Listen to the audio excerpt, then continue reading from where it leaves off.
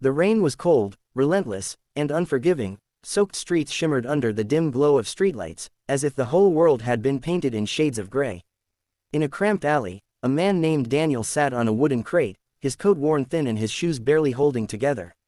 Beside him, two small figures huddled close, shivering from the damp chill. His son, Liam, 6 years old, clutched his little sister's hand as if it was the only anchor in this storm of life. Emma, barely 4, had cheeks flushed red from the wind, her wide eyes reflecting hunger and something even heavier, fear. Daniel pulled out the only thing he had left for the night, a single, slightly crushed sandwich wrapped in a piece of wax paper. His fingers trembled, not from the cold, but from the ache in his chest.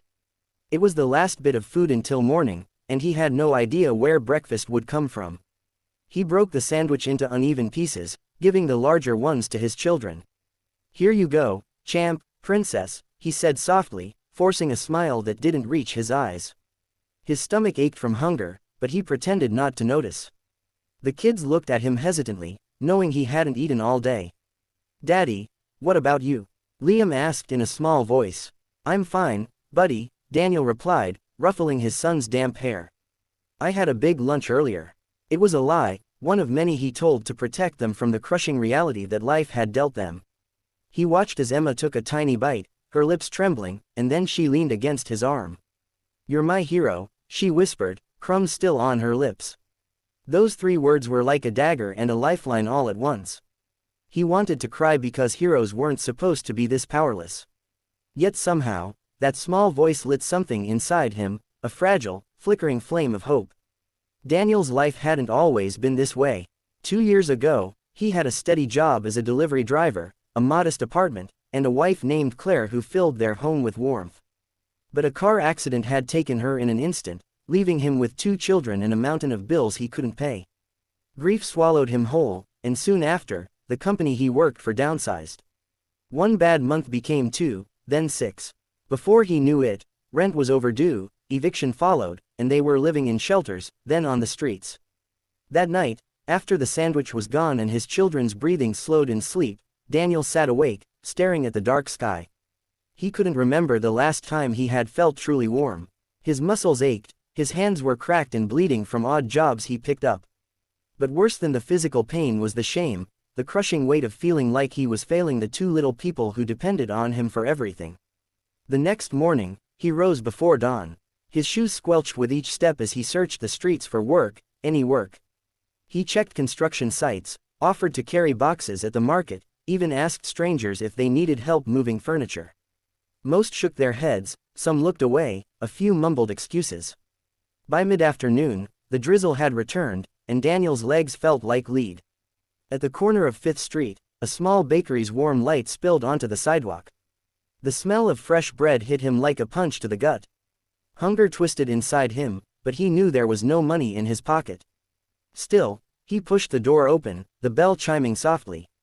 The woman behind the counter glanced up. She had kind eyes but a cautious expression. "Can I help you?" she asked. Daniel hesitated. "I'm looking for work. Anything. Sweeping, washing dishes, I'll do it for a meal." She studied him for a moment, then nodded toward the back. "My dishwasher quit yesterday. It's not much, but if you can start now, I'll pay you at the end of the day." Relief flooded through him. "Thank you," he said, voice cracking. That evening, he left the bakery with a paper bag of bread rolls, a small envelope with $20, and the faintest flicker of pride. For the first time in months, he felt like maybe, just maybe, he could pull them out of this hole. Days turned into weeks, and he returned to the bakery every morning, working long hours for just enough to keep them fed. He found an abandoned garage that he cleaned up for shelter, patching holes with cardboard, using old blankets to keep the kids warm. It wasn't much, but it was theirs. Still, hardship was never far behind. One afternoon, Emma developed a high fever. Daniel panicked. He couldn't afford a doctor. He rushed her to a free clinic, holding her tiny body close as she whimpered. The nurse told him she had pneumonia, but luckily, they had a supply of donated medicine. Daniel sat by her side all night, holding her hand until her fever broke. When she opened her eyes and smiled weakly at him, he felt that same whisper echo in his mind, "You're my hero." And for the first time, he started to believe it, not because he was strong, but because he refused to give up. One rainy evening months later, Daniel was wiping down tables at the bakery when a man in a tailored suit walked in. He ordered a coffee but didn't drink it, instead watching Daniel with quiet curiosity. After a while, he spoke. "I've seen you around here for months. You work hard, no complaints, always on time." Daniel nodded, unsure where this was going. The man extended a business card. "I own a small delivery company. We need a driver. It's steady pay, benefits. You interested?" Daniel blinked, the words almost too heavy to process. Yes, absolutely. It wasn't just a job, it was a doorway back into the life he'd lost. Within weeks, he was earning enough to rent a small apartment. He bought proper beds for Liam and Emma, filled the fridge, and even managed to get Liam enrolled in a soccer program he'd always dreamed of joining.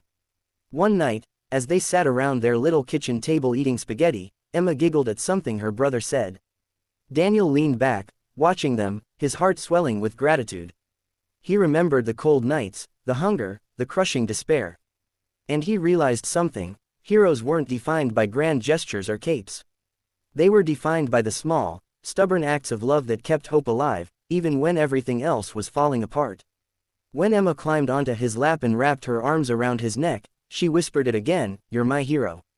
This time, Daniel smiled without guilt, because he knew it was true, not in the way fairy tales told it, but in the real, messy, unglamorous way that mattered most. And as he looked at his children, safe and warm, Daniel understood the lesson life had been trying to teach him: you don't have to be perfect to be a hero. You just have to keep showing up, keep trying, and keep loving with everything you have, especially when it's hardest. Because sometimes, the smallest acts of sacrifice grow into the biggest stories of hope. And sometimes,